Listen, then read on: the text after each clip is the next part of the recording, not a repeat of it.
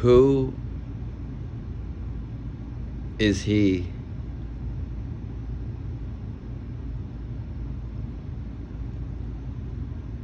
Now I'm gonna put this like no one's put this to you before.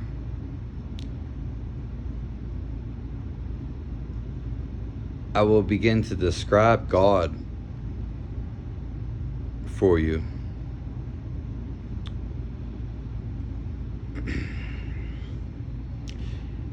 And you have to come to an understanding first. You've probably felt like God a couple times in your life.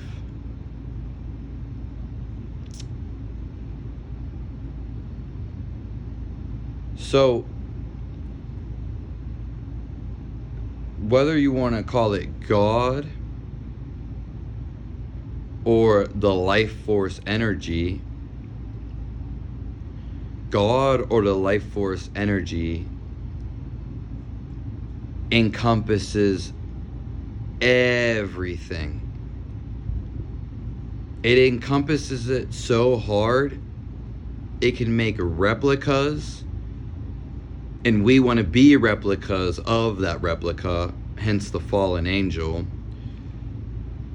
We'll get into that some other time, but I've already pretty much talked about that. I'll talk about it again, of course. And there's no escaping it, because it engrosses everything. Everything might have a shell, might have a costume, it might have a veil.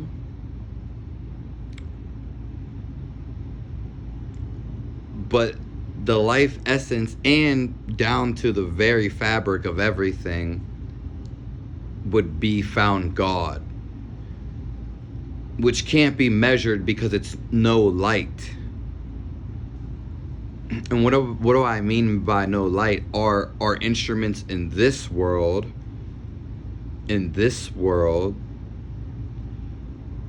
don't measure that. You can't measure it because it's unlimited. It's limitless. So the soul that you are is connected, of course, to God, because it encompasses everything around you and it makes everything up. Literally. Because you were like, oh, what am I? You're a part of it, but you're kind of like a dimmed down version of it. Like God playing his own character, making fun of himself. It all leads back to a joke. That's what it leads back to. God would never do, though it may seem, about wrath. Feel my wrath. God would never do that, because in the end we all go back to the source. It's like playing a game board, but all the pieces are connected, and after you're done, all the pieces go back to that space. I'm gonna explain the space now. The space, and I'm gonna give you a little something you can run on. If you ever had a dream, maybe an out-of-body experience, where you had a bird's eye view, take that as the vision of God, as the peripheral, and it's just like you feel everything that's going on. It seems immense, but it's nowhere enormous as God. God feels everything going on simultaneously. He's witnessing, and it's all being recorded. He has the power to do that. The spiritual world or afterlife, we all come from a space of limitless. Technology in our bodies in this world has limits. So technology is always going to have a limit. It's just a replica of the real thing. So it's kind of like the fake thing. It's the fake thing, basically. And then it becomes a fascination. Ooh. But I'll get into that.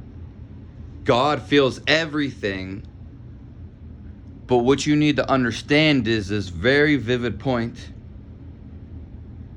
God is always on a certain ecstasy, a certain line of energy that you too, your birthright, respects on, divides on, and you can get to this wave of energy. That would be a total union with God, because there's two ways to die. I don't know if I'm going to get into this video. But God, you got to understand, God doesn't have feelings per se. He's at such a state of ecstasy. This is why I use this word. The state of energy, he's vibrating so high, it's off the charts. This energy, he himself does not experience these, he's not feeling our feelings. So, oh, I'm so sad. It's such a high energy. He does have compassion, and it's not that he doesn't have compassion. It's that he feels so good. He can't go down. The way he's running things, he can't go down.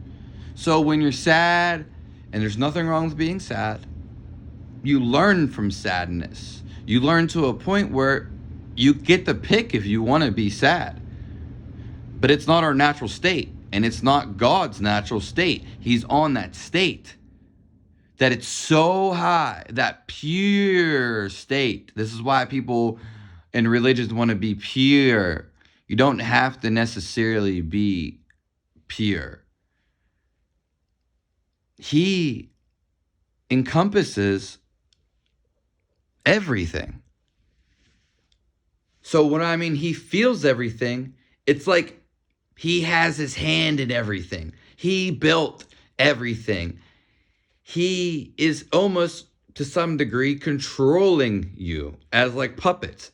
And not just you, the whole environment and the whole world. Because all of our energy has to connect somewhere. Did you ever think about that? Probably not. All your energy has to connect somewhere. There's an umbilical cord when a baby comes out. There's an umbilical cord on top of your head. I think the ultimate God, yes, he does embody everywhere. That's the thing. He's everywhere. He sees everything simultaneously. And he, as if he's there, he feels, he presents himself as chairs, computer, animals, people, and so forth.